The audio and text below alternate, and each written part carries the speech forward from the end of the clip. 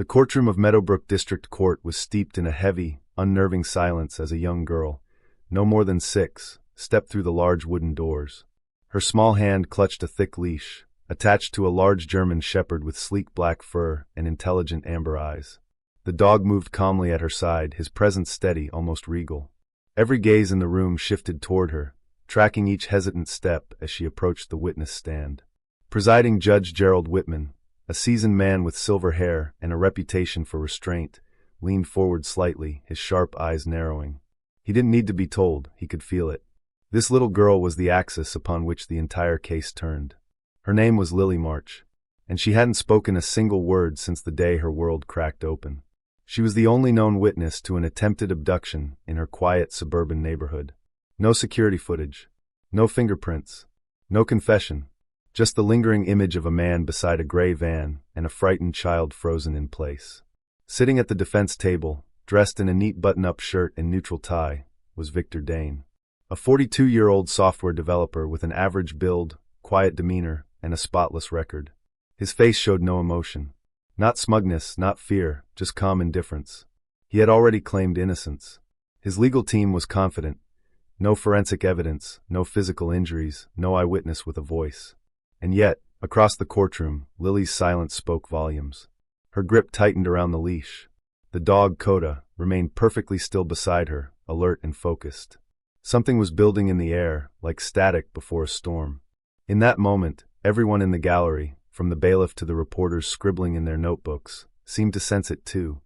This trial would not go the way anyone expected. As Lily settled into the tall wooden chair, her legs barely dangling over the edge. The courtroom seemed to hold its collective breath. She didn't look at anyone. Her gaze was fixed on the smooth surface of the witness stand.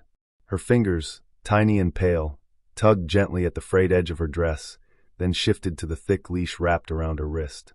No one expected her to speak. Most didn't expect her to react at all. Victor Dane sat motionless across the room. His hands were clasped neatly on the table, his expression unreadable. Judge Whitman remained silent, studying every detail, every twitch. And then it happened. Lily's fingers moved. To most, it was nothing, a small, almost imperceptible motion of her hand. But to two beings in that courtroom, it was everything. The movement was deliberate, practiced, quiet, a coded gesture she had learned in therapy, one designed not to speak, but to ask for help. Koda saw it immediately. The dog's body went rigid.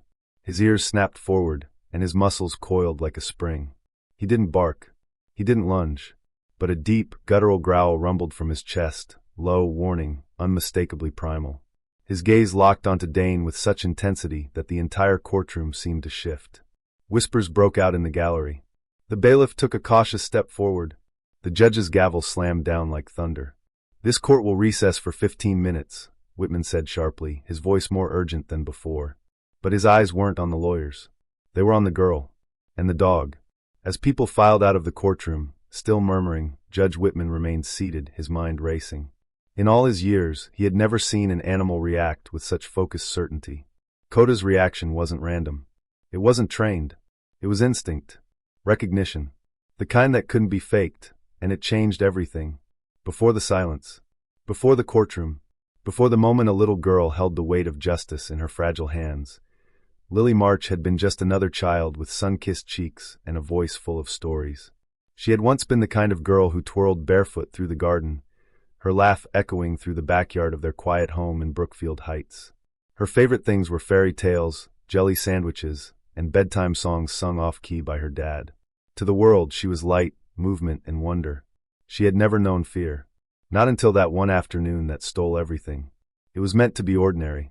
Her mother, Denise, had been in the kitchen, chatting with her sister on the phone while Lily played in the yard, her pink dress fluttering in the breeze. It only took 4 minutes, 4 minutes where the gate was unlatched, and Lily was left alone. When Denise returned, the first thing she noticed was the silence.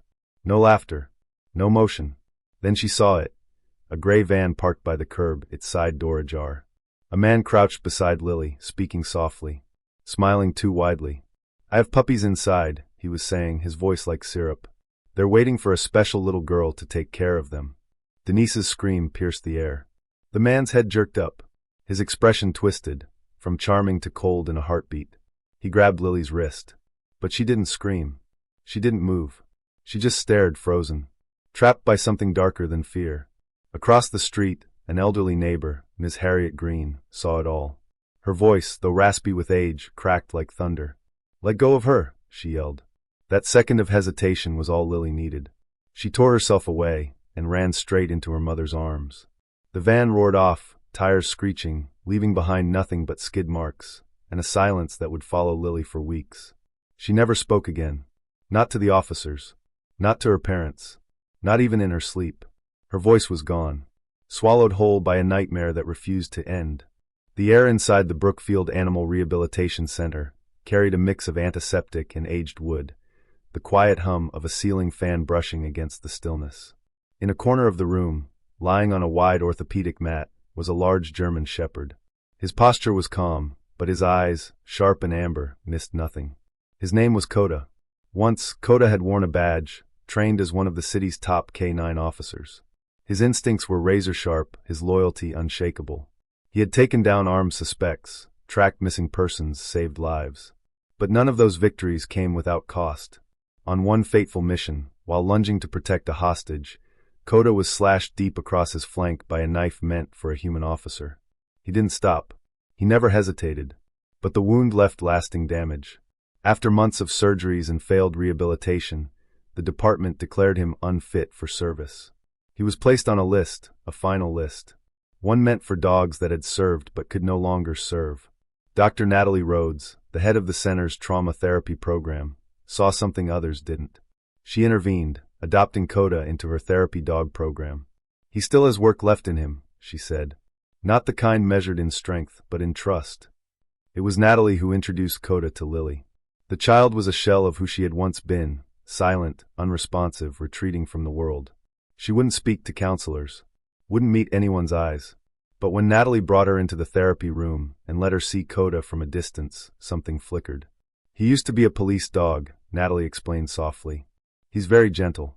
He doesn't move unless you want him to." Lily said nothing. But she didn't run. Natalie gave a small nod, a subtle signal. Koda, trained to read more than words, took a slow step forward. Then another. He stopped just close enough to let the girl decide. After a long moment, Lily's hand inched out. It trembled, but it reached him. Her fingers brushed his fur. She didn't speak. But she didn't pull away. And for the first time in days, her mother cried, not out of fear, but out of hope. Over the following weeks, something quiet but extraordinary unfolded. Koda and Lily became inseparable. At home, she would sit beside him for hours, her hand resting gently on his back, tracing the scar that curved along his side. When nightmares broke through the silence of night, it wasn't her parents' voices that calmed her, but the steady rise and fall of Koda's breath, his head resting beside hers. She still didn't speak, but she began to draw again. Crayon sketches appeared on scraps of paper, always the same theme: a little girl and a big dog, standing together beneath dark, shadowy figures. She no longer flinched when the doorbell rang. She started eating full meals again. Her world, once reduced to stillness, was slowly finding rhythm. Then, one afternoon in Natalie's office, Lily whispered. It was barely audible. Just 2 words. But they were clear. "Good boy." Natalie had been adjusting paperwork, not expecting the sound. She froze, then looked over. Lily was staring at Koda, her hand buried deep in his fur, her lips slightly parted in awe, as if surprised by her own voice. Natalie didn't speak. She didn't want to startle the moment. But tears filled her eyes. It wasn't a recovery. Not yet. But it was something rare and fragile, a turning point. By the end of that week, the district attorney's office made a request. They needed Lily back in court. She didn't have to speak, they said. Her presence alone might be enough. It was Denise who hesitated. "What if she shuts down again?" she asked Natalie. Natalie looked at Koda. "She won't be alone this time." And so, on a gray morning, as a crowd gathered for the high-profile trial of Victor Dane, a little girl walked through the courthouse doors, not by herself, but with a silent protector at her side. Koda's leash wrapped firmly in her grip, Lily marched past reporters, past whispers, past fear. She didn't speak. She didn't need to. Everyone could see it in the way her hand never left his fur, the quiet confidence in every step she took. The courtroom was about to witness something far more powerful than words. The courtroom was full. Every seat taken. Every breath held. Journalists lined the back row, sketching headlines in their notebooks. Families clutched one another. And at the center of it all, seated next to his attorney, was Victor Dane, expression unreadable, posture straight, hands folded with unnatural calm. Lily March sat beside her mother, the weight of 1,000 eyes pressing against her. But she wasn't alone. Koda lay at her feet, alert and unmoving, his gaze fixed straight ahead. The judge entered. All rise. When Judge Whitman took his seat, he glanced briefly at Lily and the dog beside her. There was a flicker of something in his eyes, curiosity, concern, or perhaps something more profound. He cleared his throat. Before opening statements, the court will address the matter of the support animal's presence. The defense attorney stood.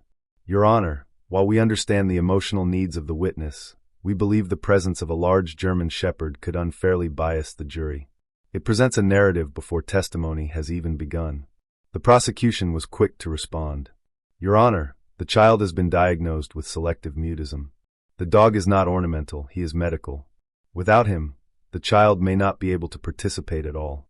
Judge Whitman didn't hesitate. The court has reviewed the medical and psychological assessments. The animal stays. The defense attorney sat, jaw clenched. Across the room, Victor Dane blinked just once. The trial began. Witnesses came and went. Forensics, neighbors, experts. But the gallery leaned forward when Lily was called. She stepped forward slowly, her mother walking beside her. Koda walked in perfect sync, never leaving her side. When Lily sat in the witness chair, she didn't speak. Her eyes stayed low. Her hand found Koda's fur. Then, just like before, her fingers moved. A small, subtle gesture. Easy to miss. But Koda saw. His body stiffened. His ears twitched forward. And that sound, that low, bone-deep growl, rumbled from his chest again. The courtroom shifted. Victor Dane didn't move. But his jaw twitched. Judge Whitman leaned forward. Something had changed, and everyone knew it. The moment Koda growled, something unspoken shifted in the air. Judge Whitman didn't dismiss it as coincidence. The timing was too perfect, too precise. This wasn't a random reaction. This was instinct. Recognition. The same guttural warning Koda had made the first time Lily saw Victor Dane. Only this time, it was in front of the entire courtroom. Miss Rivera, the judge said, turning to the prosecutor. Has this dog had any prior interaction with the defendant?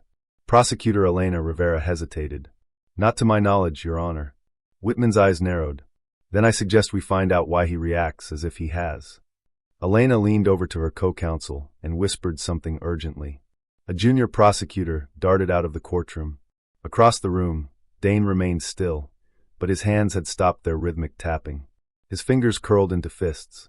15 minutes later, court was recessed once again. Outside, in the hallway, FBI agent Thomas Granger, assigned to the case since day one, met with the prosecution team. We've got something, he said, flipping open a folder. Soil samples taken from the undercarriage of Dane's vehicle. We had them analyzed just in case. And? Elena asked. They matched the soil from a known search zone, an abandoned property up north. A cabin deep in the Ashford Woods. It was flagged during the investigation of a missing child, Emma Lowell. She vanished months ago. Whitman was briefed immediately. The court granted a 24-hour recess to follow up on the lead. By early afternoon, Granger and his team, along with Koda, arrived at the remote property. The woods were dense, the air sharp with pine and decay. The cabin looked deserted, its windows covered in grime, but faint tire tracks in the dirt said otherwise. Koda's reaction was immediate. He paced at the front steps, growling low, ears flat, tail stiff. Something inside disturbed him deeply. The team entered cautiously. The cabin was sparse, old food cans, a cot, dust-covered shelves. But something near the back wall caught Granger's eye. A seam in the floor, too perfect, too clean. They pried it open. Beneath was a staircase, narrow, damp, and cold. And at the bottom, a basement. In the farthest corner, chained but alive, was a child. The basement was damp, its air thick with mildew and silence. In the farthest corner, chained to a rusted pipe, sat a small girl, her clothes torn, her eyes sunken but alive. Emma Lowell, missing for months, thought by many to be gone forever. She didn't cry when Agent Granger reached her. She simply whispered, "Help me," as though the words themselves had been buried with her. Koda whined beside them, pacing, his ears back, as if he too felt the gravity of the moment. Emma reached out a trembling hand. Koda stepped forward and licked her fingers gently. Back in Brookfield, The news hit the courthouse like lightning. The next morning, the courtroom was packed. Word had spread, the case had changed.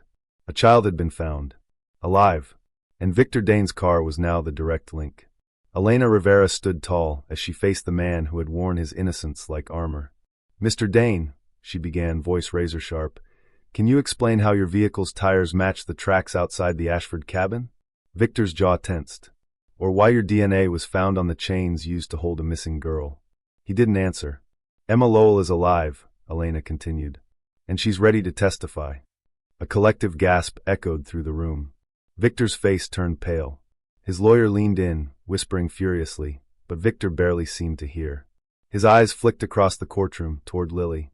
She was seated quietly, Koda curled at her feet. And then it happened again. Koda stood, his gaze fixed on Dane. A growl, low, steady, and full of judgment, rolled from deep in his chest. Victor flinched. It was barely perceptible, but it was there. The courtroom saw it. The jury saw it. And more importantly, Victor knew it. His composure cracked. He leaned toward his lawyer, voice hoarse and broken. "I want to change my plea." Judge Whitman raised an eyebrow. "Mr. Dane." He swallowed hard. "I plead guilty." Gasps filled the air. Reporters scrambled. The jury froze. It was over. Victor Dane, who once smirked at the law, now stared at the floor, defeated. And at the center of the storm stood a little girl and the dog who had never stopped believing her. Victor Dane was sentenced to life in prison without the possibility of parole. The courtroom that once held its breath now exhaled, some in tears, others in quiet reflection. The monster had been unmasked, not by dramatic testimony or high-tech evidence, but by the bond between a broken child and a dog with a scarred past. In the days that followed, news of the case spread beyond Brookfield. Headlines praised the detectives, the attorneys, the rescue. But among the public, one figure rose above the rest: Koda, the therapy dog who had stood between silence and justice. At home, Lily March sat on the front steps of her house, the spring sun warming her face. She no longer hid behind curtains. She no longer froze at the sound of an engine. She was still quiet, but the fear no longer clung to her like it once did. Her mother brought out a cup of cocoa and sat beside her. Koda lay at Lily's feet, eyes closed, finally resting. Then Lily leaned forward. She placed both hands on Koda's furry face and whispered, just loud enough to be heard, "Thank you." Her mother gasped softly, pressing a hand to her heart. It was the first time Lily had spoken since the trial ended. Her voice was different now, gentler, steadier, like something found after being lost. Koda opened one eye and thumped his tail against the porch. In that small moment, something shifted again, not loudly, not dramatically, but deeply. Healing had begun, not just for Lily, but for everyone touched by what had happened. And though there were still shadows, still memories that would take time to fade, there was also light. A little girl had found her courage. A wounded dog had found his purpose. And the world, broken as it may be, had shown that sometimes the greatest acts of justice come not from voices raised, but from quiet strength and unwavering trust.